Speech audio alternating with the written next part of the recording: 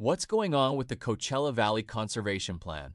Tomorrow, August 27th, the Coachella Valley Conservation Commission Finance Committee is taking up an issue that could affect development, conservation funding, and the future of the region's endangered species program.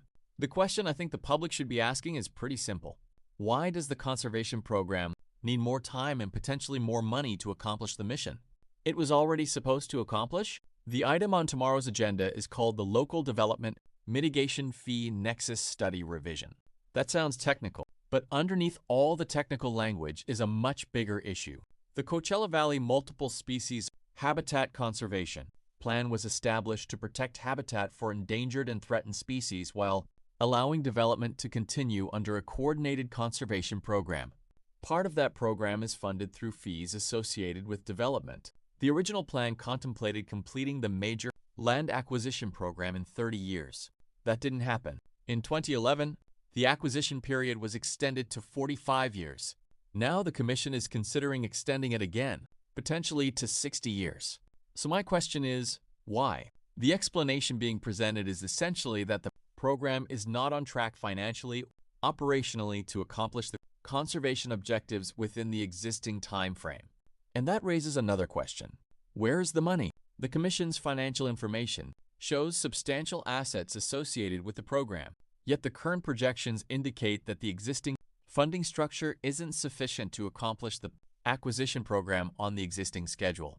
That doesn't automatically mean anyone did anything wrong, but it does mean the public deserves to understand the numbers. What money came in? What was spent? What remains? What is restricted or committed? Were funds borrowed? What happened to funding sources originally contemplated by the plan? And what other sources of funding have been considered? That brings us to the development fee controversy. If the conservation program has a funding shortfall, one proposed solution is to increase or restructure development-related fees. But developers are raising an important question. Why should new development bear a disproportionate share of a conservation funding shortfall that may have accumulated over decades? There needs to be a reasonable connection between the impact of development and the cost being imposed on development. And that's precisely why the Nexus study matters. Builders have raised an important question about whether the proposed fees are appropriately connected and proportionate to the impacts of new development. This isn't necessarily a question of conservation versus development. The Coachella Valley needs both. The question is, who should pay for the conservation program and how much? And then there's another issue that makes this situation even more important. In September 2025, the California Department of Fish and Wildlife and the U.S. Fish and Wildlife Service jointly notified CVCC and the MSHCP permittees of what they described as significant issues with implementation and compliance with the conservation plan and its permits. The agencies identified issues involving the western burrowing owl, survey methodology, tracking and reporting, and required avoidance and minimization measures. There are already documented questions from the federal and state wildlife agencies about how the conservation program is being implemented.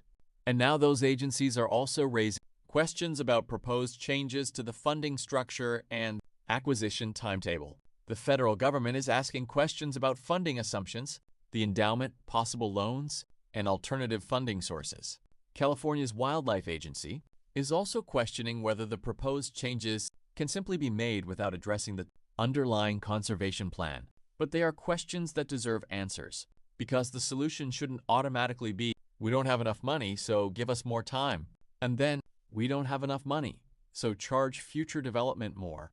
There may be other funding sources. There may be other ways to finance the conservation obligations. This is important because the conservation mission itself is important. Protecting endangered species and preserving habitat is a legitimate public objective. But a legitimate objective still requires accountability. The public should be able to understand why the original 30-year objective wasn't achieved, why the timetable was extended to 45 years, why another extension is now being considered, what happened to the money that was supposed to fund the program, and why future development should be expected to carry a greater share of the burden. Tomorrow's meeting is an opportunity to start answering those questions. This isn't about opposing conservation. It's about asking for transparency, accountability, and a fair funding structure. Because if the program needs more time, we should know why. If it needs more money, we should know why. And if new development is going to be asked to provide that money, the public deserves to know why that is the appropriate and proportionate solution. The question is, how do we make sure the conservation mission gets completed pay for it?